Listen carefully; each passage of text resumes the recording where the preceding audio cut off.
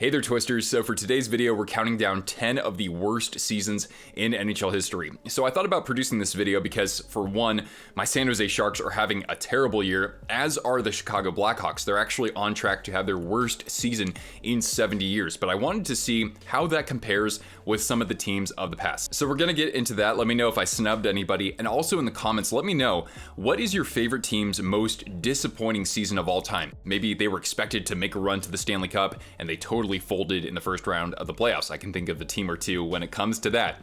All right, let's begin with maybe the worst team in NHL history, and that is the 1974-75 Washington Capitals. I got my notes on this other screen here in case you see me looking over here. So the Capitals, just like a couple other teams in that era, like the Islanders and also the Kansas City Scouts, expansion was really rough for the NHL in the early 1970s. The Capitals only won 8 games in their first season, and that really stands as the worst full season in NHL history when we get into like 80 game seasons. That's just a points percentage of 131, and for comparison, right now the Blackhawks are at 287.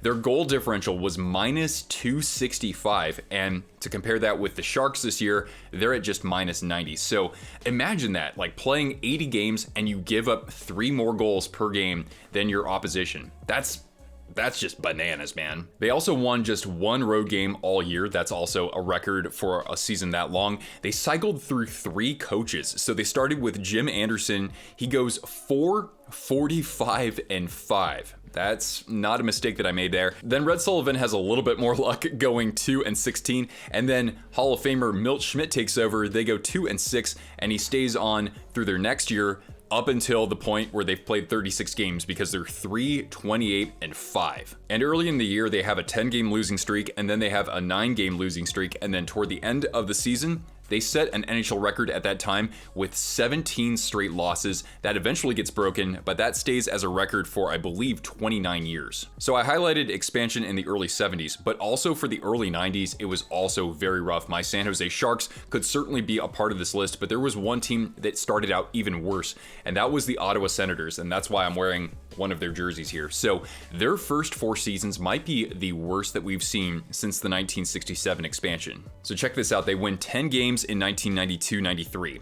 Then the next year they improved to 14. Then in a shortened season in their third year, they win 9 games. And then in 1995-96, they win 18 games. Initially, they really struggled to score, so their top scorer their first year is Norm McIver with 17 goals and 46 assists. Their next leading scorer is Jamie Baker with just 48 points. They also had 2 different 11-game losing streaks and also a 14-game losing streak. And their head coach at this time was actually current Winnipeg Jets and also former Winnipeg Jets head coach Rick Bowness. He actually lasts until the 4th season. They're 6-5, and then they lose 8 straight. He gets fired. Then Dave Allison steps in, and the team goes 2-22-1. Jacques Martin would step in, and then the team with Daniel Alfredsson, now part of the core, they would improve by quite a bit. Now, I mentioned my Sharks earlier. Let's look at another team that used to play in Northern California, the California Golden Seals. So we take it back to 1973-74. This team was lacking attendance. They certainly were in financial troubles and eventually would move to Cleveland. And the on-ice product, man, they won just 13 games that year. They had only 2 road wins, but surprisingly, they didn't lose more than 6 games consecutively. Now, the team has Reggie Leach on its team, the Riverton Rifle, who would have a lot of success with the Flyers, but he hasn't hit his stride yet with this team. Their leading scorer is Joey Johnston with 27 goals and 40 assists. Now, Marshall Johnston starts the season as their head coach. They go 2-17-2, and then he's fired. The Seals never finish above 500 while they're in Oakland and also while they're in Cleveland for 2 years. And one big reason because of that is that they didn't do particularly well with the draft. So for example, in 1971, they had traded away their draft pick, and that becomes Guy Lafleur. Then the next year, they also traded away their pick. In 1973, they traded away their first round pick, and the Atlanta Flames choose Tom the Bomb Lysiak, and he has a pretty strong career, and Lanny McDonald was just 2 picks later. So for spots number 4 and 5, let's take it back to the original 6 era, and we start with the 1943-44 New York Rangers. They finished with a record of 6-39-5. That was 17 points. The next worst team, the Bruins, have 26 points more, and this comes just 4 years after they had won won the Stanley Cup in 1940. And this whole fiasco comes just 2 years after they had finished first in the NHL. And while this is going on, you've got Frank Boucher as their head coach and actually still playing on the team at 42 years old. And you also have Lester Patrick as their general manager. So they had a lot of success, a lot of longevity with the Rangers, but even so, they just absolutely nosedive. And they wouldn't really come out of it for a little while either. It also doesn't help that they started the season with 11 straight losses. Now let's go to 1 decade later, and we're talking about the Chicago Blackhawks from 53 to 54. They finished with a record of 12, 51, and 7. That's 37 points behind the next worst team, and that's the Rangers. And this is actually in the middle of a 12-year stretch in which the Blackhawks only make the playoffs once. That's absolutely horrendous when we're talking about just 6 teams in the NHL. Now, they had a couple of Hall of Famers on their team, but they're playing at the end of their career. So Sid Abel is actually not only a player, but he's also coach of the team.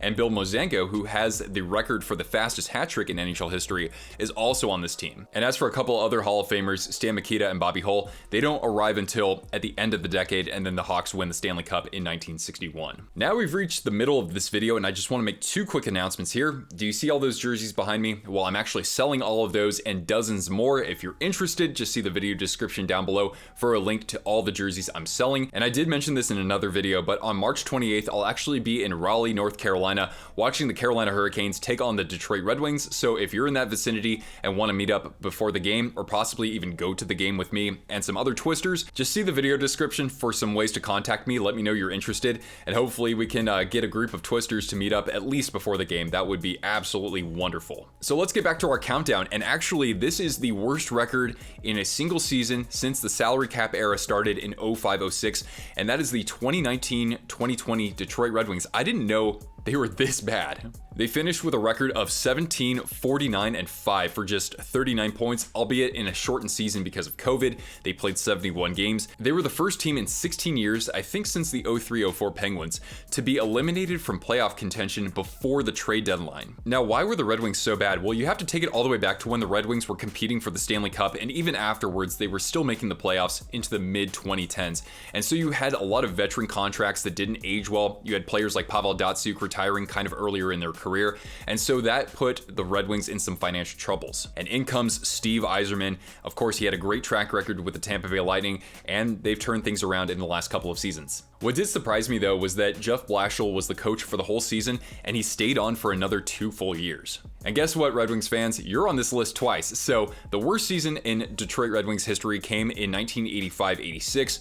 That's not all that surprising. The Wings were not that good in the 70s and 80s. It's between basically the Gordie Howe era and what becomes the Steve Yzerman era. The Wings went just 17, 57, and 6 in a fairly weak Norris division. Their last in goals for, their last in goals against. Their top scorer was somebody who doesn't get enough credit for what he achieved in his career because he played on a lot of bad teams, and that is John Ogrodnik with 38 goals and 32 assists. Steve Yzerman's actually on this team as well, but he regresses a little bit in his 3rd season. However, he's made captain the next year. They also drafted Joe Murphy first overall, and then things slowly start to build in a promising direction for Detroit. Now, Harry Neal started the season as the head coach, but he gets fired, and in comes Hall of Fame defenseman Brad Park, but that's the only season he ever coaches in the NHL. For our 8th team, we take it back to one team I just talked about in a recent video, and that's the Quebec Nordiques, specifically from 1989 to 90. So they actually had a pretty good run there in the 80s up until the end of things when they traded away Michel Bergeron, their head coach from those playoff runs,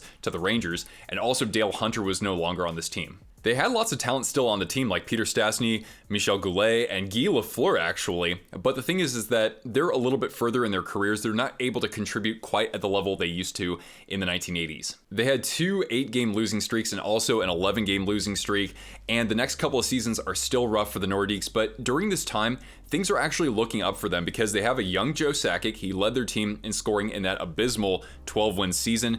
Their number 1 pick in 1989 was Matt Sundin, and later on in 1990, they'll have the first overall pick and they'll draft Owen Nolan. Just the next year, that's the whole Eric Lindros fiasco. For team number 9, we take it back to the days when they were actually wearing yellow at home, and that's the Pittsburgh Penguins from 1983 to 84.